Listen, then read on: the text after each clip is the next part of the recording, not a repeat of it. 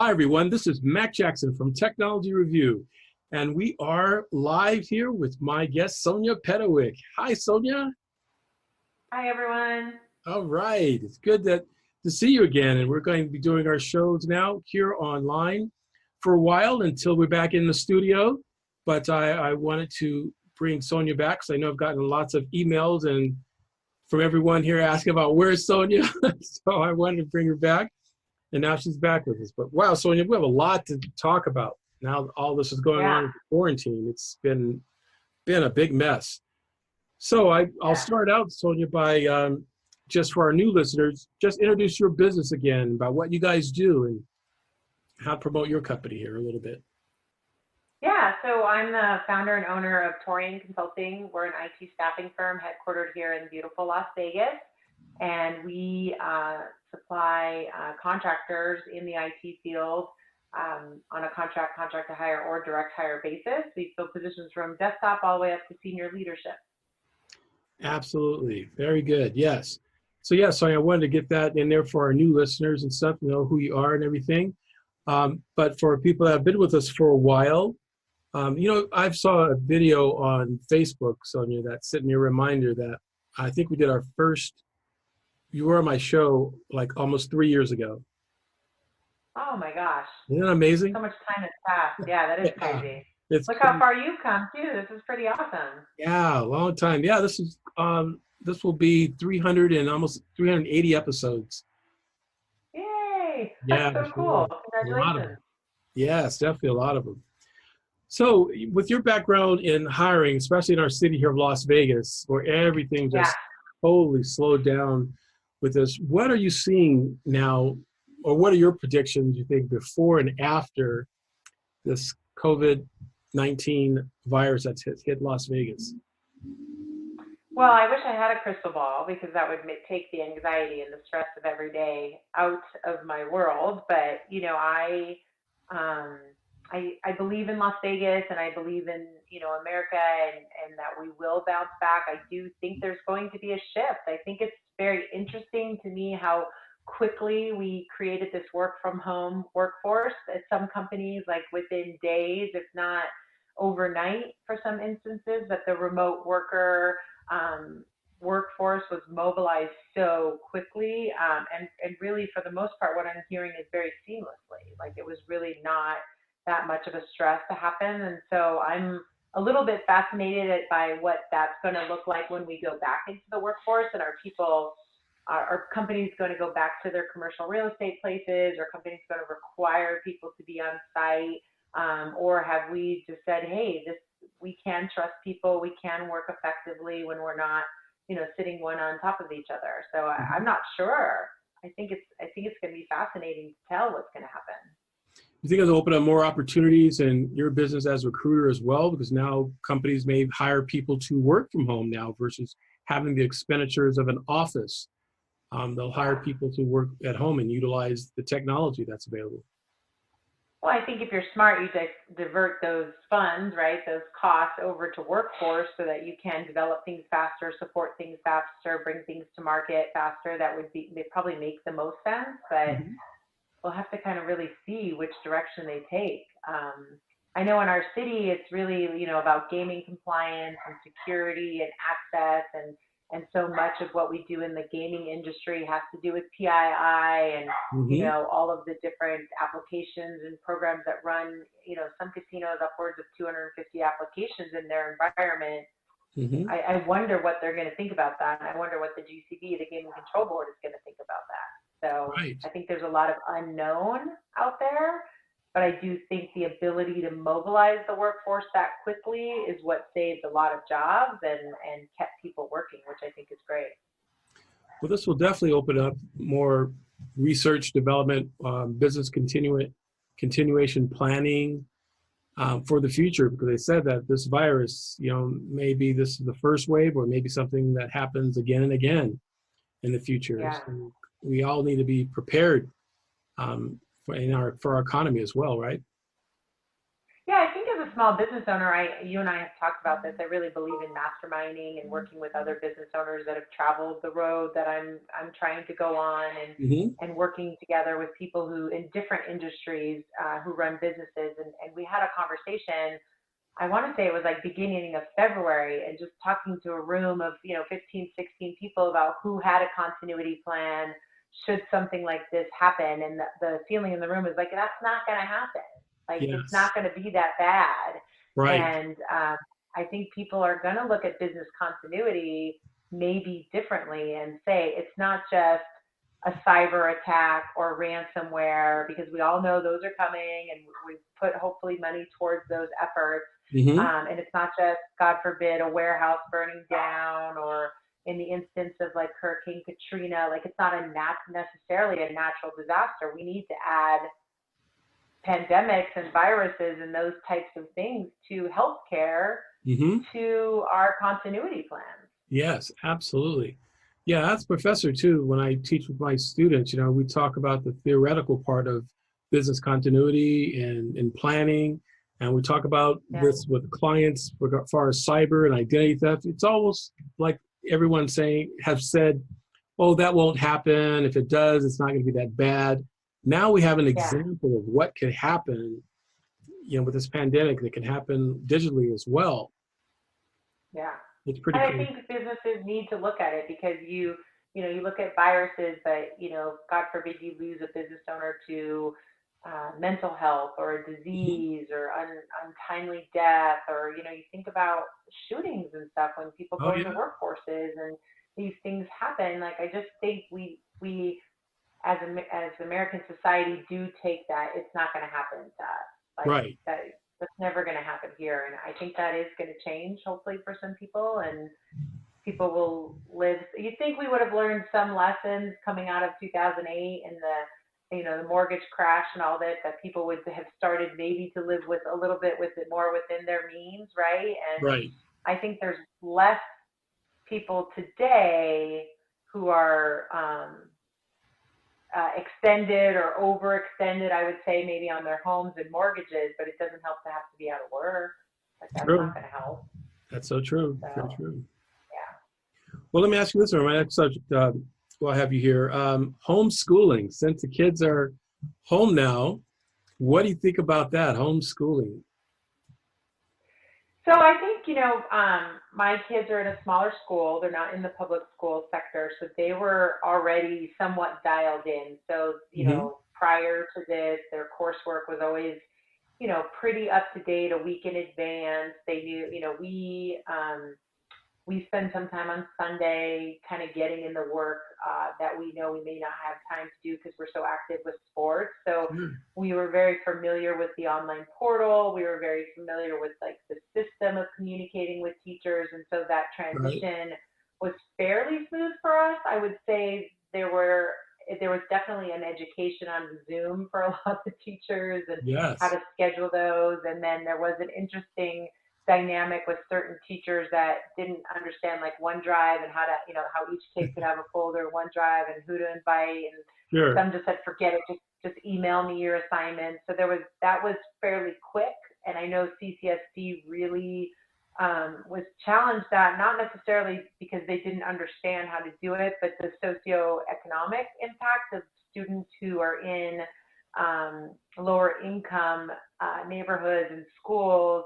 We could put a PC a laptop in every home, but did they Sure. have connectivity and did they have a space to be able to connect? So I think there were a lot of hiccups and challenges there that I've tried to read about and try to stay on top of. And then of course Zoom, there was the challenges with security and people really just freaked out, and they had to dial that back and get kids, parents and teachers communicating in a different way. So there was a lot of trial and error, and gosh, if we don't come out of this valuing our teachers and our healthcare workers more, then we're really blind to the blessings that they are. I have a eighth grader and a seventh grader, so they're pretty self-managing and respectful. And the fourth grade teacher, she's such a blessing. She lets them get their wiggles out and they share things and they can change their images and do whatever on the first 5 minutes of Zooms, but then she's got to rally 25, 26 kids or whatever it is to Wow. focus for 40 minutes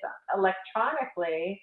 And I really commend her for being able to do that. So, I think that it was a definite challenge for a lot of people on different levels. My kids had pieces and parts of technology at home, but I didn't have cameras. And so I had to spend the weekend going to my office and pulling pieces together to be able to give them the capabilities. And then I had to separate them in different parts of the house so that the Zooms that were taking place at the same time. And then I have to work and navigate that whole thing. So it definitely was an adjustment for us. And I'm hoping we're on spring break now. I'm hoping as they go back into it, that transition is good because they're not going back to school, right? That's done for this year. Yeah. For sure. Yeah, we've got to get a cure here soon. That's what you do. Yeah. Well, hey, let's go over a couple of these cyber attacks too that's happened. Did you know or have you heard, since all this pandemic's going on, we haven't been hearing news about cyber attacks, but there's been a big one again, the Marriott. So I saw you post something about it, and I haven't had time to read too much into it. So was it Marriott, like the Envoy, or what? The international, the international Marriott, 5.2 million guests have their personal information hijacked again by hackers, and you think by the first time, again, it goes back to the business continuity we're talking about, right? It happened, people are fined, penalized. You think they'll come up with stringent policies and procedures and continuing to test, and then bang, they get hit again. And what's happening, these hackers are definitely hitting hard now because of the pandemic. People have their guards down. They're protecting their health. So now the hackers are hitting them electronically because people are not watching and manning what's going on electronically. Well, and I think a lot of people are, you put your kids on your home network. Right. Or you bring, whatever it is that you're now working from home, and so you're commingling some of that access. Yes. So one question: how long ago was the Marriott attack? Like, are they reporting it as if it happened right now, or it happened a little bit ago? Well, according to the story that I've been looking at, it was March 31st, so just recent here, like a week ago. A couple weeks ago. Yeah, that was pretty crazy. Hopefully people are catching on and changing their passwords and doing all that stuff for canceling those accounts. And nobody's traveling to the Marriott for a while. Exactly. Yeah, right. We'll be staying there for a while. Another crazy one is going on have you heard of the Facebook lottery? No. Yeah, Facebook has a so-called lottery that's out. Now it's not really, it's a scam.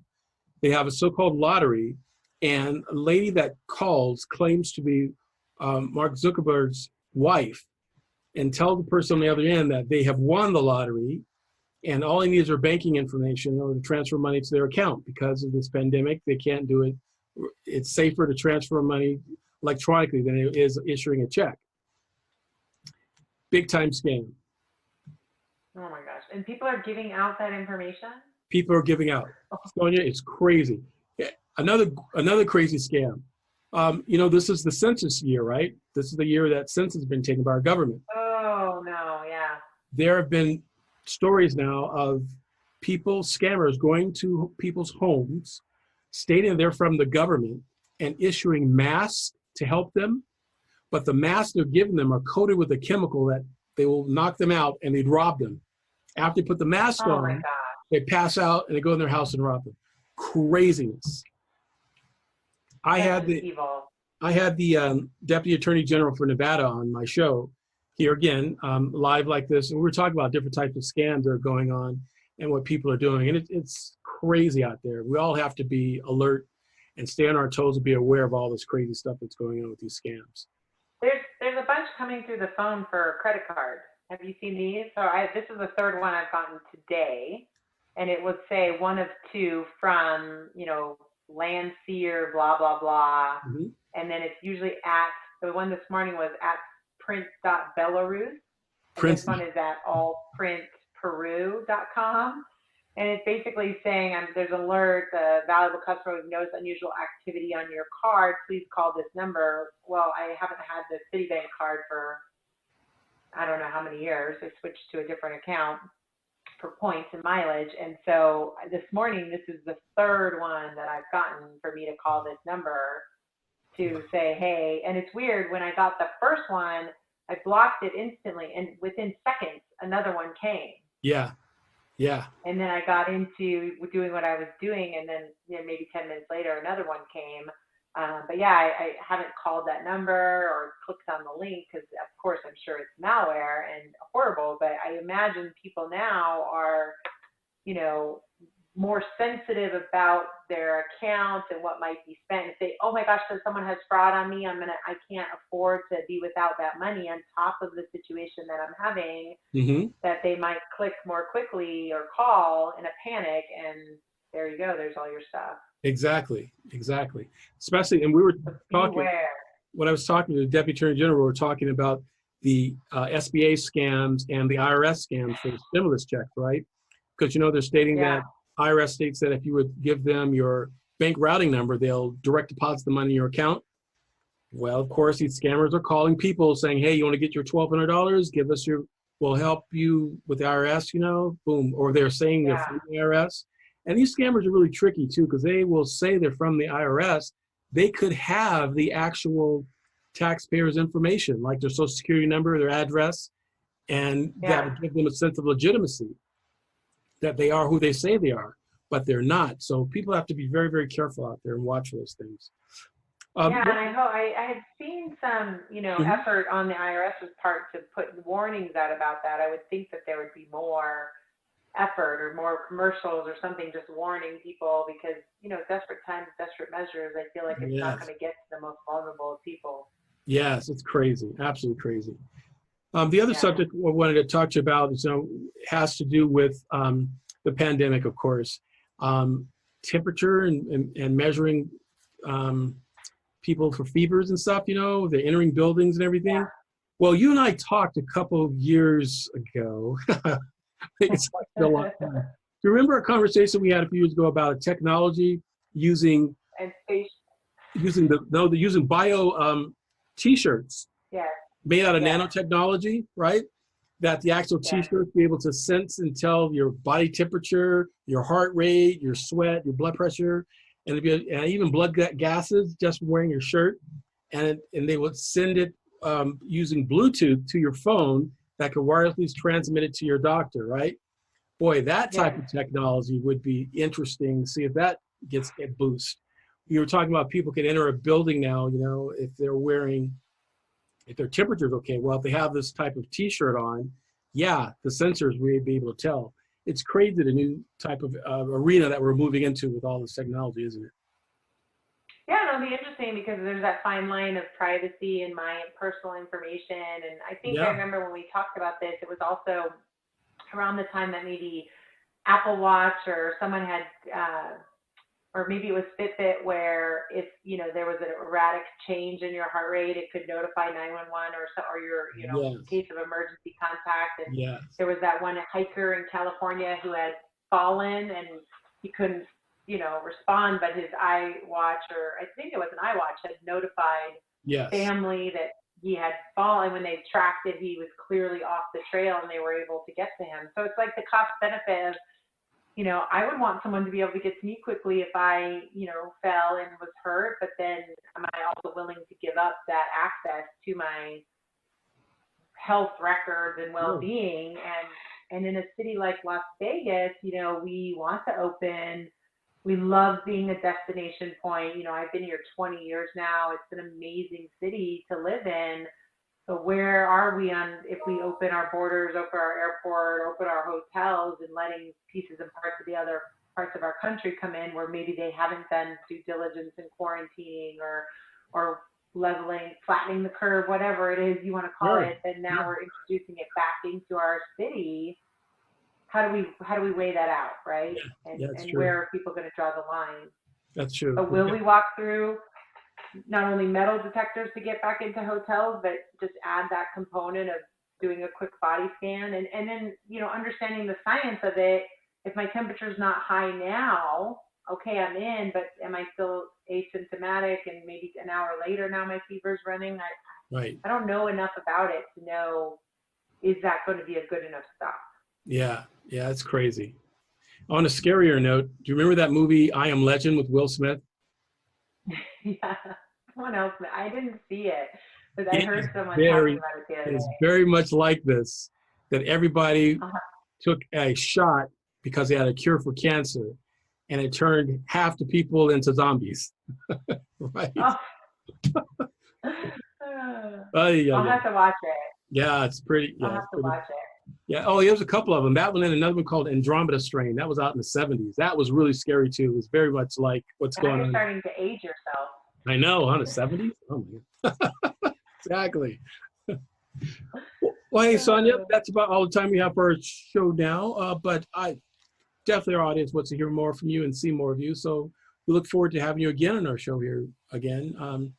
Here in Technology Review, we'll do another one of these. We'll talk about the latest subjects going on in cybersecurity and what's going on in our city too. yeah, for sure. Everyone stay healthy. Be well. Absolutely. Folks, we'll be back here in Technology Review right after these messages, but I want to thank Sonia Petkewich for joining us here, and you can stay tuned and see her again on our show here in Technology Review. So until then, folks, have a good one. Stay tuned for these messages. Thank you.